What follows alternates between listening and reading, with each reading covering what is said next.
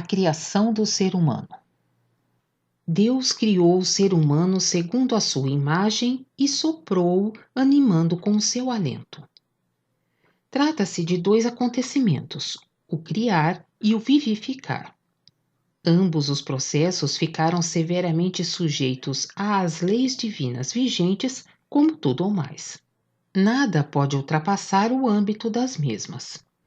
Nenhum ato da vontade divina se oporá às inamovíveis leis que conduzem essa vontade divina. Até mesmo cada revelação e promessa realiza-se com base nessas leis, devendo cumprir-se através delas e não diferentemente. Assim também a encarnação do ser humano na Terra, que constituiu um progresso da criação grandiosa. A passagem da matéria grosseira para um estágio inteiramente novo e mais elevado.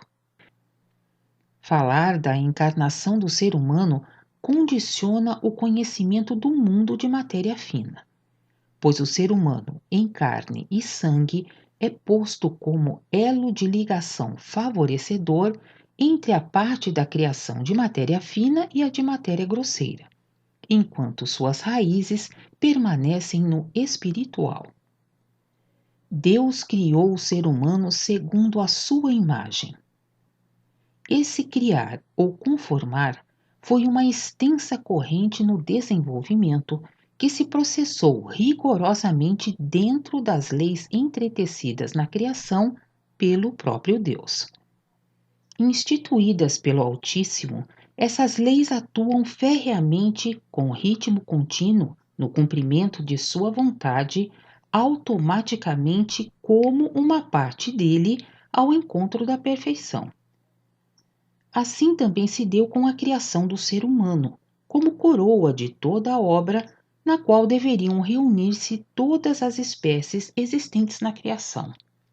Por isso, no mundo de matéria grosseira, na matéria terrenamente visível, foi formado pouco a pouco, pelo desenvolvimento progressivo, o receptáculo onde pôde ser encarnada uma centelha proveniente do espiritual, a qual era imortal.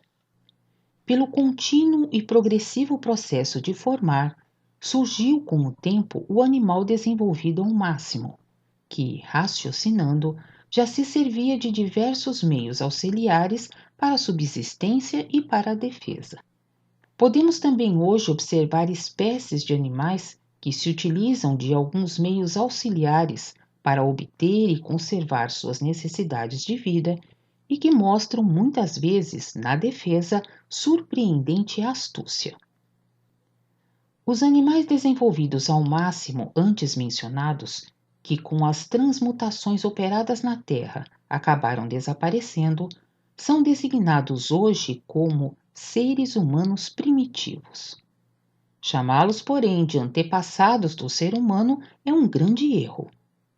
Com o mesmo direito se poderia designar as vacas como mães parciais da humanidade, visto que um grande número de crianças, nos primeiros meses de vida, necessita do leite de vaca para o desenvolvimento de seus corpos, permanecendo, portanto, com o auxílio delas em condições de viver e crescer.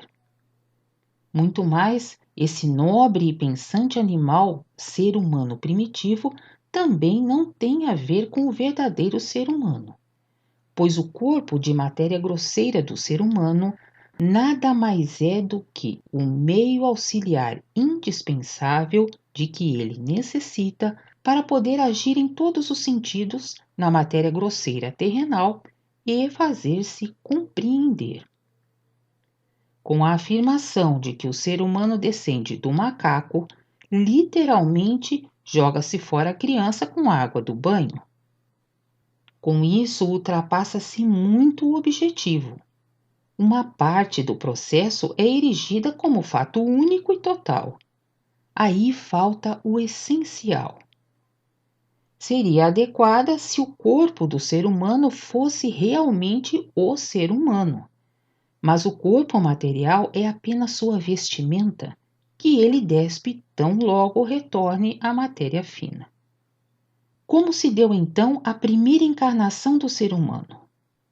Depois de atingido o ponto culminante no mundo de matéria grosseira com o animal mais perfeito, tinha de processar-se uma alteração em prol do desenvolvimento progressivo, se não devesse ocorrer nenhuma estagnação, a qual, com seus perigos, poderia tornar-se um retrocesso. E essa alteração fora prevista e sobreveio. Saído como centelha espiritual, baixando através do mundo de matéria fina, soerguendo tudo com isso, estava em seu limite, no momento exato em que o receptáculo de matéria grosseira terrenal, ascendendo, atingira o ponto culminante de seu desenvolvimento, o ser humano de matéria fina e espiritual, igualmente aparelhado a se ligar com a matéria grosseira para beneficiá-la e soerguê-la. Assim, enquanto o receptáculo ia amadurecendo na matéria grosseira, a alma tinha se desenvolvido de tal forma na matéria fina que possuía a força necessária para, entrando no receptáculo grosseiro, resguardar sua autonomia. A ligação dessas duas partes significou, então, uma união mais íntima do mundo de matéria grosseira com o mundo de matéria fina até em cima, no espiritual. Somente esse processo constituiu o nascimento do ser humano. A própria geração é, ainda hoje, no ser humano, um ato puramente animal. Sentimentos mais elevados ou mais baixos, aí, nada tem a ver com o ato em si, mas acarretam conjunturas espirituais cujos efeitos, na atração da espécie absolutamente igual, são de grande importância. De espécie puramente animal é também o desenvolvimento do corpo até a metade da gestação. Puramente animal não é propriamente a expressão certa, no entanto, quero designá-lo por ora de puramente grosso material, e somente em dissertações vindouras entrarei em detalhes. No meio da gestação, em um determinado grau de maturidade do corpo em formação, é encarnado o espírito previsto para o nascimento, e que até ali se mantivera frequentemente nas proximidades da futura mãe. A entrada do espírito provoca as primeiras contrações do pequeno corpo de matéria grosseira que se desenvolve, isto é, os primeiros movimentos da criança. Então também se origina a sensação particularmente bem-aventurada da gestante, que desse instante em diante experimenta intuições inteiramente diferentes. A consciência da proximidade do segundo espírito nela, a percepção do mesmo. E conforme a espécie desse segundo espírito nela, serão também as suas próprias intuições. Assim é o processo em cada encarnação do ser humano. Agora, porém, voltemos à primeira encarnação do ser humano. Chegara, pois, o grande período no desenvolvimento da criação. De um lado, no mundo de matéria grosseira, estava o animal desenvolvido ao máximo, que devia fornecer o corpo terreno como receptáculo para o futuro ser humano. De outro lado, no mundo de matéria fina, estava a alma humana desenvolvida, que aguardava a ligação com o receptáculo de matéria grosseira, a fim de dar a tudo quanto é de matéria grosseira um impulso mais amplo para a espiritualização. Quando se realizou um ato gerador entre o mais nobre par desses animais altamente desenvolvidos, não surgiu no momento da encarnação, como até então, uma alma animal. Encarnando-se, contudo, em seu lugar, a alma humana já preparada para isso, e que trazia em si a imortal centelha espiritual. As almas humanas de matéria fina, com aptidões desenvolvidas de modo predominantemente positivo, encarnaram-se de acordo com a igual espécie em corpos animais masculinos. Aquelas com aptidões predominantemente negativas, mais delicadas, em corpos femininos mais chegados à sua espécie. Esse processo não oferece o menor ponto de apoio para a afirmação que o ser humano, cuja verdadeira origem está no espiritual, descende do animal ser humano primitivo, que apenas pôde fornecer o receptáculo grosso material de transição. Também hoje os mais obstinados materialistas não admitiriam a hipótese de parentesco direto com um animal. E, entretanto, hoje, como outrora, permanece um estreito parentesco corporal, isto é, igual espécie grosso material. Ao passo que o ser humano realmente vivo, o seu eu propriamente espiritual, não apresenta nenhuma igual espécie com um animal, e tampouco é uma derivação do mesmo. Após o nascimento do primeiro ser humano terreno, encontrava-se este, então, sozinho na realidade, sem pais, visto que, apesar do elevado desenvolvimento dos mesmos, não podia reconhecer nos animais os seus pais, e com eles ter uma vida em comum. Aliás, nem necessitava disso, pois era criatura humana plenamente intuitiva, e vivia como tal também no mundo de matéria fina, que lhe proporcionavam valores que completavam tudo mais. A separação da mulher do primeiro ser humano foi de ordem fino-material e espiritual. Ela não ocorreu na matéria grosseira terrenal, pois as descrições da Bíblia e dos velhos escritos religiosos se referem predominantemente apenas a acontecimentos espirituais e de matéria fina. O ser humano, como tal, estava sozinho e se utilizava então, no crescimento, principalmente das intuições mais severas, mais rudes, para a manutenção de sua vida, com o que as mais delicadas foram cada vez mais empurradas para o lado e isoladas, até que se separaram completamente como a parte mais delicada do ser humano espiritual. Essa segunda parte, a fim de não permanecer ineficaz na matéria grosseira, onde, em primeiro lugar, era absolutamente necessária para o progresso ascendente, foi então encarnada num segundo receptáculo, o qual, conforme sua delicadeza, era do sexo feminino, ao passo que as intuições mais rudes permaneciam no homem materialmente mais forte. Exatamente de acordo com as leis do mundo de matéria fina, no qual tudo se forma imediatamente, mostrando o que é delicado e fraco em formas femininas, o que é severo e forte em masculinas. Por suas qualidades espirituais mais valiosas, a mulher devia e podia ser, na realidade, mais perfeita do que o homem, se tivesse ao menos se esforçado em clarificar mais e mais harmoniosamente as intuições que lhe foram outorgadas, com o que ela teria se transformado em uma potência que devia atuar revolucionariamente, beneficiando de modo ascendente toda a criação de matéria grosseira. Infelizmente, porém, foi logo ela quem falhou em primeira linha, tornando-se joguete das poderosas forças intuitivas a ela conferidas, as quais, além do mais, turvou e conspurcou pelo sentimentalismo e pela fantasia.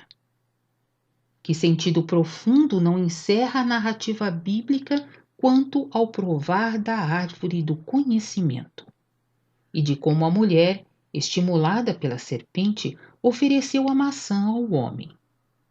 Figuradamente, nem podia ser expresso melhor o acontecimento na matéria grosseira.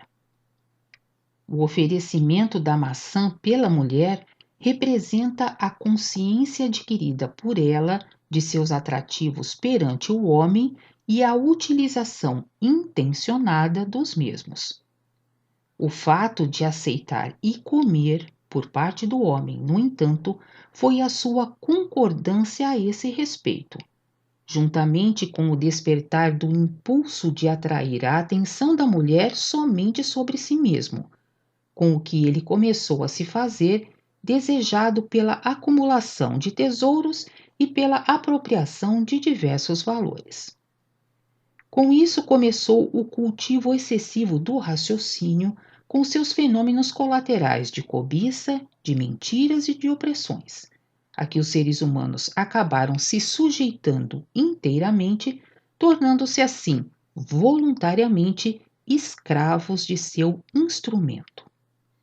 No entanto, com o raciocínio como soberano, eles também se acorrentaram firmemente ao espaço e ao tempo, como consequência inevitável da constituição específica dele, e perderam com isso a capacidade de compreender ou vivenciar algo que esteja acima do espaço e do tempo, como tudo quanto é espiritual e de matéria fina. Isso constituiu a separação total do paraíso propriamente dito e do mundo de matéria fina, provocado por eles mesmos, pois então era inevitável que não mais pudessem compreender tudo quanto fosse de matéria fina, que não conhece sequer o conceito terrenal de espaço ou de tempo, com sua capacidade de compreensão de horizonte restrito devido à ligação firme do raciocínio ao terrenal. Assim, para os seres humanos de raciocínio, os fenômenos vivenciados por criaturas humanas de intuição e suas visões, bem como as incompreendidas tradições, acabaram virando lendas. Os materialistas, cujo número cresce cada vez mais, isto é, as pessoas capacitadas a reconhecer somente a matéria grosseira ligada ao espaço e ao tempo terrenos, acabaram rindo e zombando dos idealistas, aos quais, devido à sua vida interior muito maior e mais ampla, ainda não se achava totalmente fechado o caminho para o mundo de matéria fina, designando-os como sonhadores, quando não como tolos ou até como impostores. Tudo isso constituiu um tempo de desenvolvimento de longa duração, abrangindo milhões de anos. Hoje, contudo, estamos finalmente perto da hora em que surgirá o próximo grande período na criação, que será de progresso incondicional e trará o que já o primeiro período com a encarnação do ser humano devia trazer: o nascimento do ser humano pleno e espiritualizado. Desse ser humano que atua favorecendo e enobrecendo toda a criação de matéria grosseira, como é a verdadeira finalidade dos seres humanos na Terra. Então não haverá mais lugar para o materialista acorrentado somente a conceitos terrenos de espaço e tempo, retendo tudo embaixo. Será um estranho em todos os países, uma pátria. Secará e desaparecerá como o joio que se separa do trigo. Atentai para que não vos encontreis demasiado leves nessa separação.